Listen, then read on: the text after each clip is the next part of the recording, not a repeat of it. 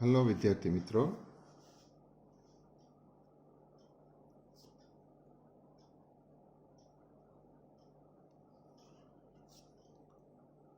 f of d of y is equal to 0.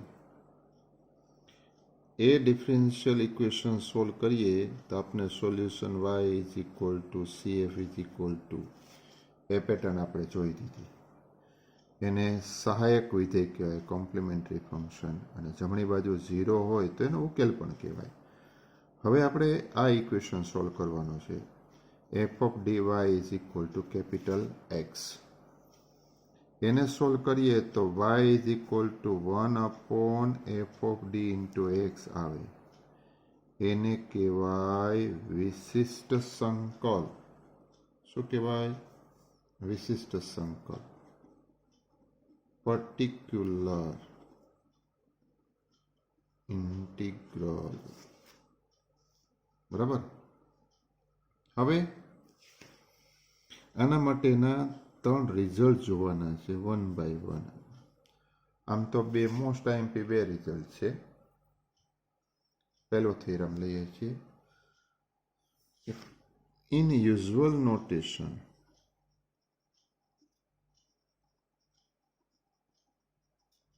prove that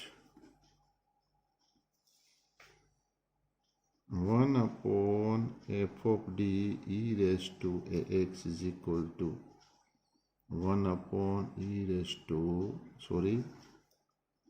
1 upon f of a e raised to ax, where f of a not equal to 0. જ્યાં f of a કેવા હશે? not equal to 0 હશે. હવે ગુજરાતીમાં લખું. પ્રચલિત સંકેતમાં સાબિત કરો કે 1 upon f of d e raised to ax is equal to 1 upon f of a e raised to x, જ્યાં f of a not equal to 0. બરાબર. હિયર અહીં f of d કેટલા છે? d raised to n. Proof લઉં છું, સાબિતી આપણે રાખીએ છીએ થિયરીની. અહીં આ f of d કેટલા છે? d raised to n, p1 d raised to n minus 1, p2 d raised to n minus 2 up to pn. આપણી પાસે ફંક્શન કયું છે? e raised to ax. નાવ હવે d of e raised to x ax is equal to d by dx of e raised to ax, એટલે કે a e raised to ax થાય. હવે માટે d square e raised to ax મારે જોતા હોય. કેટલા? d square e raised to ax. આ પાર્ટ જોતો હોય તો એક minute,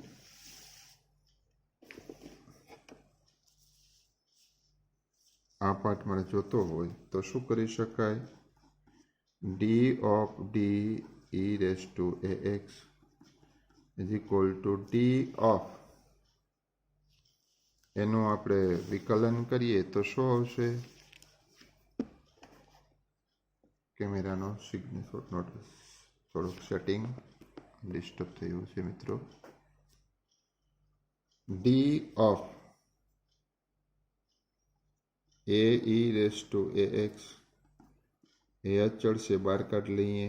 d of e raised to ax ફરીથી વિકલન કરવું પડે. a of a e raised to ax કેટલા આવ્યા? a square e raised to ax આવ્યા. તો આ જ પ્રમાણે સિમિલરલી આ જ પ્રમાણેનો સંકેત આ છે, triple parallel line raise to y. આ જ પ્રમાણે D cube e raise to a x કેટલા આવે? તો કે a cube e raise to a x આવે. And so D raise to n e raise to a x કેટલા આવે? તો કે a raise to n e raise to a x આવે. ખ્યાલ આવે છે? સરસ. હવે આપણે શરૂઆત કરીએ F of D e raise two એક્સથી. Now F of D e raise to a x is equal to d raised to n p1 d raised to n minus 1 plus pn e raised to x. तो के d raised to n e raised to ax p1 d raised to n minus 1 e raised to x and so on. pn e raised to ax આવે. ખ્યાલ આવે? સરસ. તો આ એનું એનમું વિકલન આગળ મેળવી ગયા. A raise to n e raise to a x આવે. આ આવશે a raise to n minus one p1 a raise to n minus one e raise to a x આવે. And so on pn e raise to a x આવે.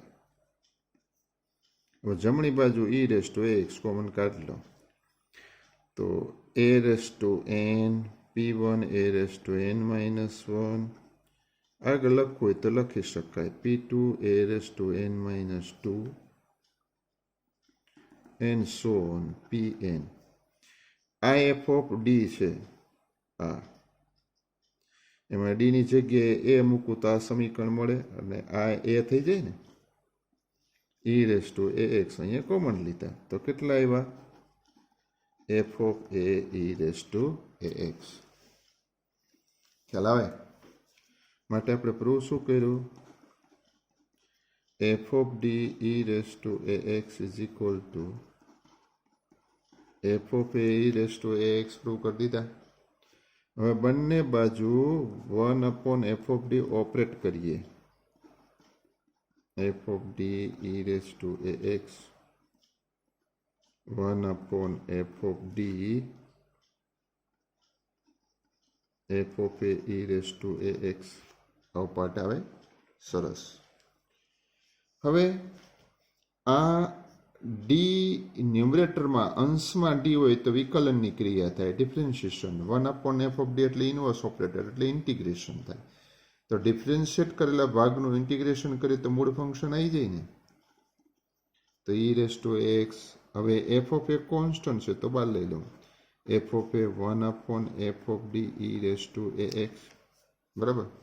હવે મારે F of એ થી divide કરવા છે. And therefore 1 f of a e raised to ax is equal to 1 f of d e raised to ax. જ્યાં where f of a not equal to 0 જે આપણે સાબિત કરવું હતું. તો therefore શું લખી શકાય? 1 f of d e raised to ax is equal to 1 f of a e raised to ax. where જ્યાં f of a not equal to 0. અહીં સુધીનો પાર્ટ આપણે પૂરો કર્યો. હવે આપણે એમ જોવાનું છે કે આ ડી માઇનસ એ ફેક્ટર છે F of A equal to 0 એટલે એફ ઓફ એ જો 0 હોય તો ડી માઇનસ વાય ફેક્ટર થાય ને એનો ફેક્ટર અવયવ થશે. હવે જો એ આર વખત રિપીટ થતો હોય ફેક્ટર તો શું થાય એ થિયરી જોવાની છે. અને એ નેક્સ્ટ રિઝલ્ટ પણ ઇમ્પોર્ટન્ટ રિઝલ્ટ છે. Theorem number 2. If D minus A is r times repeated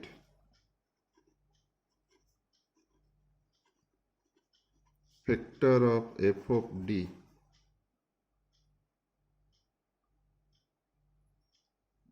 and f of d is equal to d minus a raised to r g of d, then તો 1 upon f of d e raised to ax is equal to કેટલી વખત પુનરાવર્તન પામે છે r વખત. So x raised to r upon r factorial into 1 upon g of a e raised to ax. આવું આપણે સાબિત કરવાનું છે. હવે એને ગુજરાતીમાં લખીએ. જો d minus a f of d નો r વખત પુનરાવર્તન પામતો અવયવ હોય તથા r વખત પુનરાવર્તન પામતો અવયવ હોય તથા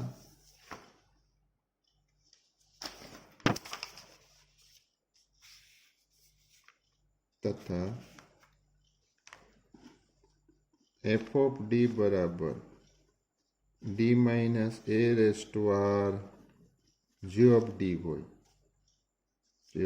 હોય તો 1 upon f of d e raised to ax is equal to x raised to n upon r factorial 1 upon g of a e raised to ax. આવું આપણે પ્રૂવ કરવાનું છે આના માટેથી. ખ્યાલ આવે છે? કંઈ વાંધો નથી. પહેલાં તો આપણે એક વખત પુનરાવર્તન પામતો અવયવ હોય ને એવું લઈ લઈએ, પછી આપણે r બરાબર 2 ને r બરાબર 3 ને વ્યાપક રીતે r is equal two n લઈશું. બરોબર. હવે જો first case, if r equal to 1 then f of d is equal to d minus a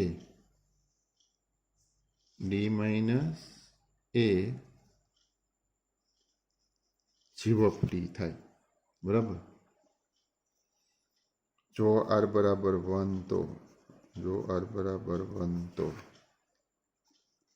f of d આ આપણે એની પ્રૂફ લખીએ છીએ, સાબિતી છે આ રિઝલ્ટની.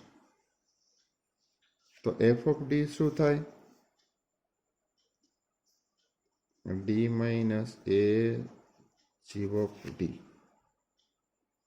બરાબર. અને માટે 1 upon f of d e raised to ax is equal to 1 upon f of d e raised to ax is equal to 1 upon d minus a g of d e raised to ax. તો 1 upon d minus a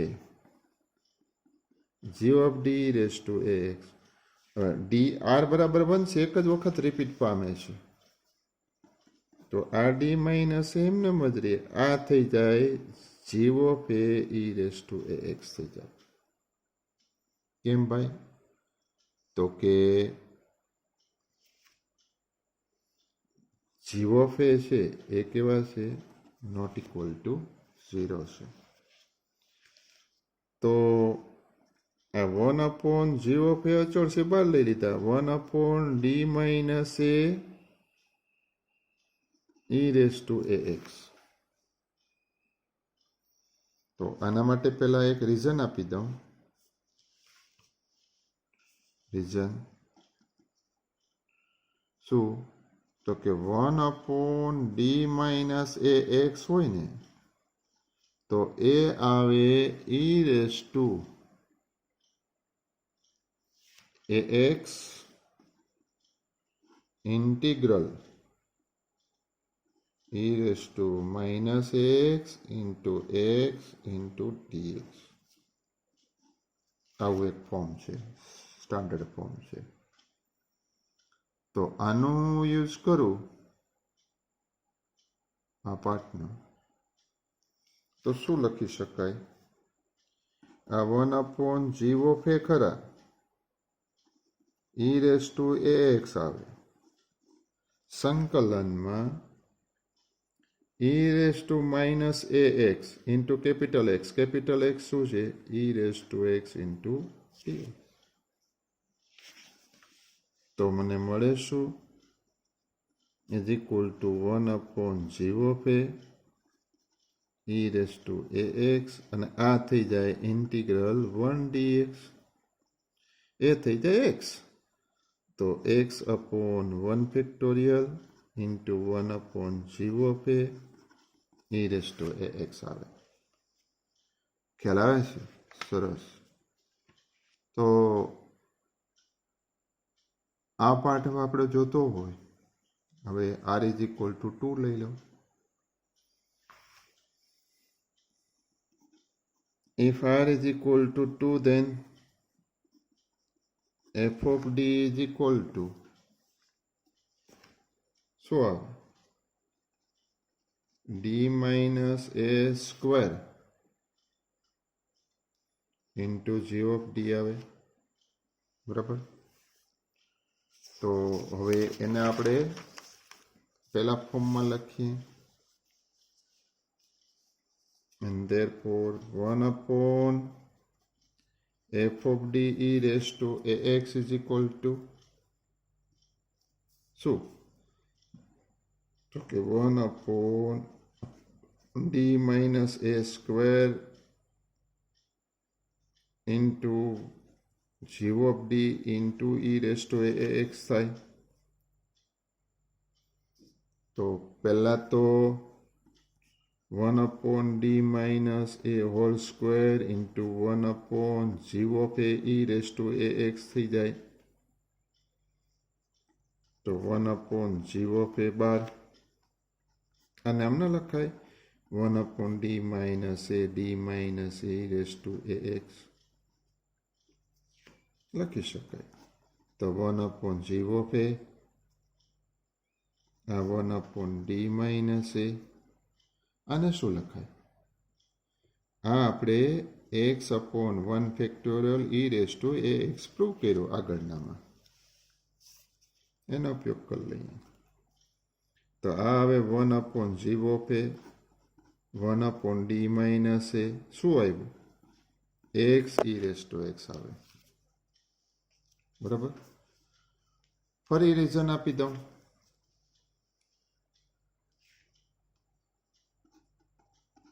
1/d minus x એટલે કેટલા e raise two ax સંકલનમાં e raise two minus x into x dx. તો આ આવે 1/g of a e raise two ax e raise two minus x અને આ capital x કોણ x e raise two ax into dx આવે. તો કેટલા થશે 1/g of a e raise two ax આ ખાલી થઈ જાય x dx કારણ કે આ બેનો આધાર સરખા તો ઘાતાંકનો સરવાળો 1 થઈ જશે ને e રેસ ટુ 0 એટલે 1. આ આવે 1/g ઓફ a આ લખાય e રેસ ટુ x ને આ થાય x²/2 એટલે એને એમનો લખી શકું x²/2 factorial into 1/g of a into e raised to ax. ખ્યાલ આવે છે? આ પાર્ટ લખી શકાય. સિમિલરલી જો r ટાઈમ રિપીટ થતો હોય તો શું થાય જો r ટાઈમ રિપીટ થશો તો શું થશે similarly if d minus a is repeated factor is r times repeated factor of f of d